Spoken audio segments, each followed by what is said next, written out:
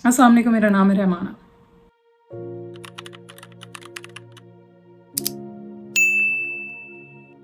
तकरीबन 75 लोगों को कोल्ड ब्लडेड मर्डर कर दिया जाता है बलूचिस्तान पंजाब बॉर्डर पे। और ये करते कौन है? बलूचिस्तान का एक बहुत जाना माना militant group BLA, Balochistan liberation army. सबसे बड़ा वाक़या हुआ है मूसा खेल में, जहाँ गाड़ियों को जो कि पंजाब से आ रही थी बलूचिस्तान में, ID कार्ड चेक करके तकरीबन 24 पंजाबी वर्कर्स को कत्ल कर दिया जाता है। This is a clash of provinces. ये सूबों का क्लैश है, ये एथनिसिटीज़ का क्लैश है। पाकिस्तान में ये सूबाई क्लैश या तफरका इस मुल्क की आज़ादी के फ़ौरन बाद शुरू हो चुका था।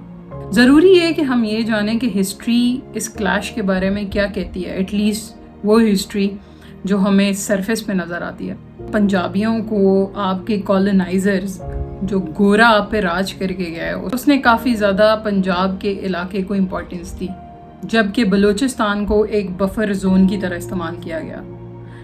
वहाँ के ट्राइबल चीफ्स, उनके ज़रिए इनडायरेक्ट कंट्रोल हासिल किया गया। ये कॉलोनियल ही सोच थी जिसने ट्राइबल या कबायली लोगों का एक इमेज पूरे पाकिस्तान में जो आज तक कायम है वो बनाया कि कबायली लोग जंगली होते हैं, उनका डेवलपमेंट से कोई ख़ास ताल्लुक़ नहीं होता। जब पाकिस्तान बना, यहाँ पर भी एक सेंट्रलाइज्ड पावर मेंटेन की गई जो कि पंजाब में थी।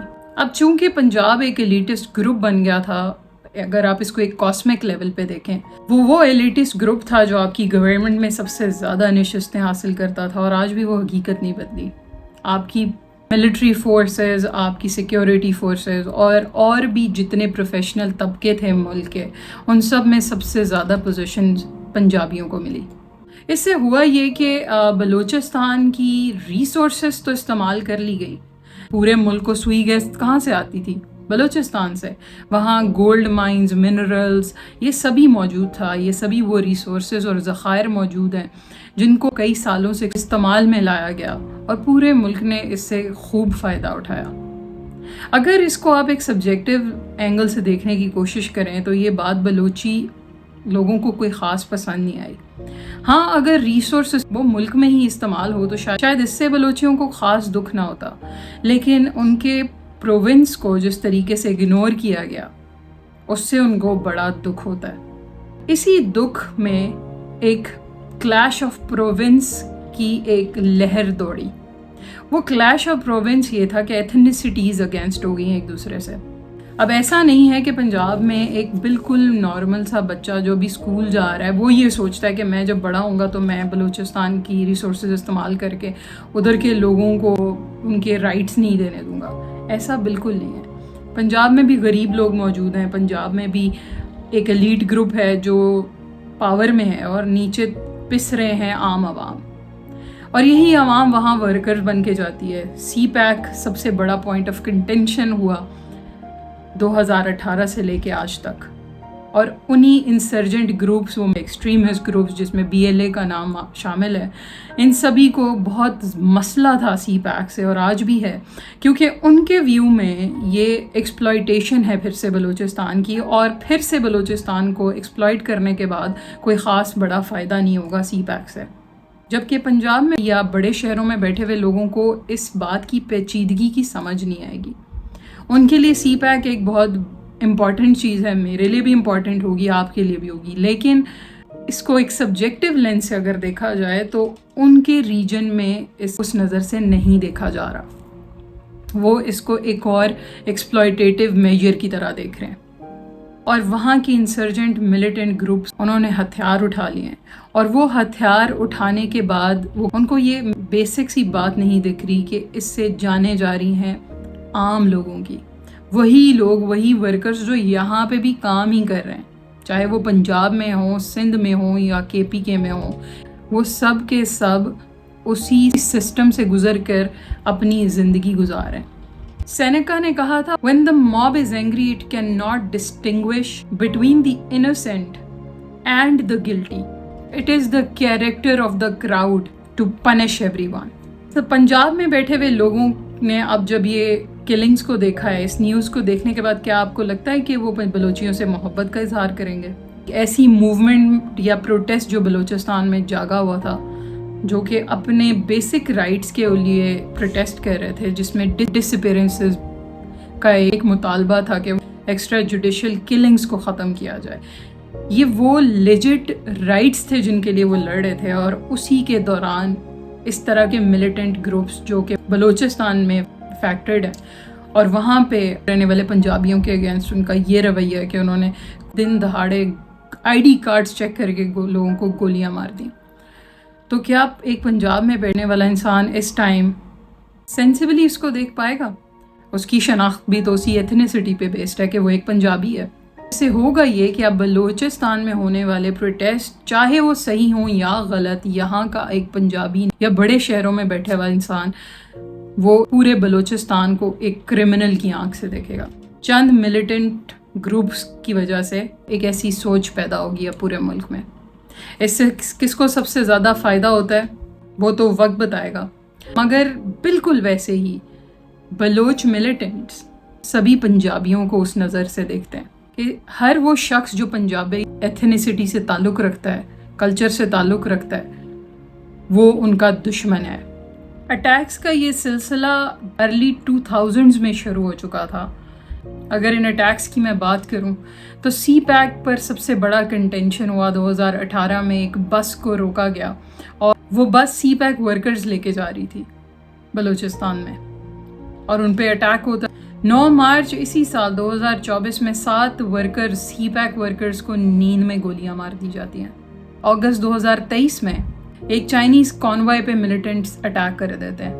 ایسے کئی سارے انسیڈنٹس ہوئے ہیں، واقعات ہوئے ہیں پاسٹ میں، جس میں کئی سارے پنجابی ورکرز نے اپنی جانیں گنوائی ہیں اس پروونشل اور صوبائی کلیش کی وجہ سے. اب یہ کل ہونے والا واقعہ جس میں اتنے لوگوں کی جان چلی گئی ہے، اب پنجابی بلوچیوں کو گالی دیں گے اور بلوچی پنجابیوں کو گالی تو دے ہی رہے. ایسے ہی یہ کلیش آف ایتھنیسٹی یا پروونسز اپنے اس ان اینڈنگ سائیکل میں ریپیٹ ہوتا چلا جا رہا ہے. اس سائیکل کو اگر غور سے دیکھیں آپ تو کالونائزیشن سے شروع ہوا، پوسٹ انڈیپینڈنٹ سینٹرل پاور پہ شفٹ ہوا، سینٹرل پاور سے کئی سارے واقعات ہوئے ملک میں، اس کے بعد انسرجنسیز کریٹ ہوئیں، بلوچستان پروونس کو اگنور کیا گیا اسٹیٹ لیول پر. ہماری ایجوکیشن سسٹم میں جو کتابیں بچوں کو پڑھائی گئیں ان میں سب سے زیادہ سینٹرل رول پنجاب کا تھا. دیٹ بلٹ دس سینٹیمنٹ کہ سب کچھ تو پنجابیوں کو ہی مل رہا ہے، ہمیں تو کوئی کچھ دے نہیں رہا. اور یہ رجحان، یہ سینٹیمنٹ صرف بلوچستان میں نہیں بلکہ آپ کو سندھ میں بھی ملے گا، KPK میں بھی ملے گا، کیونکہ حقیقت یہی ہے. مگر یہ حقیقت کسی بھی شخص کو کسی دوسرے سٹیزن کا قتل کرنے کی اجازت نہیں دے سکتی. ایسے ہر قتل کو کنڈیم ہی کرنا چاہیے. آپ کی ملٹری، آپ کے ملک کی سیکیورٹی فورسز جب آپریشن کرنے جاتی ہیں اگینسٹ ٹیررزم اور واٹس ایور، تو ایک بلوچی دیکھتا ہے پنجابی کو، چاہے وردی میں ہو، چاہے کرسی پہ بیٹھا ہو، چاہے ان کی اسمبلی میں ہو، کوئی SHO ہو. جب وہ اس شخص کو وردی کے بیونڈ دیکھتے ہیں تو انہیں میجورٹی دکھتا ہے ایک پنجابی. کہ پاکستان کی ملٹری یا سیکیورٹی فورسز میں تقریباً 70 سے 75% پنجابی ہائر ہوتے ہیں. ساتھ ہی ساتھ نیشنل اسمبلی کا حال دیکھیں آپ تو سب سے زیادہ پاور میں پنجابی ہیں، سیٹ سب سے زیادہ ان کو ملتی ہیں. اگر آپ دوسرے پروفیشنز کی بات کریں، CSS آفیسرز کی بات کریں جو بیوروکریسی میں جاتے ہیں، تو سب سے زیادہ الاٹمنٹ پنجاب سے ہوتی ہے. اب یہ وہ سبھی فیکٹس ہیں جن کو کوئی ڈینائی نہیں کر سکتا. یہ اسی سینٹیمنٹ کلیش آف پروونسز کو بار بار ریٹریٹ کرتا ہے، بار بار ایک اور دھکا دیتا ہے آگے کی طرف. بلوچستان کو ان کا انفراسٹرکچر اس پہ کبھی کام نہیں کیا گیا، اور بھی فیکٹرز جو میں نے اسٹیٹ کیے، ان کی ریپریزنٹیشن اس طرح نہیں رہی جیسے پنجاب کی رہی ہے. یہ سبھی فیکٹس کو مد نظر رکھتے ہوئے یہ انسرجنسیز پیدا ہوتی ہیں بلوچستان میں. مگر جب آپ ہاتھ میں ہتھیار اٹھا لیں اور آپ سے یہ ڈسٹنگوش اور یہ فرق نہ کیا جا سکے کہ کون انسینٹ اور کون ذمہ دار ہے، تو پھر یہ ایک ان اینڈنگ سائیکل آف وائلنس ہے جس کو شروع کر دیا گیا. 2011 کی ایک نیوز ہے، ڈان نیوز پیپر نے چھاپی، سیٹلرز کاٹ ان کراس فائر. اور انہوں نے کئی سارے بیانات چھاپے اپنے پیپر میں.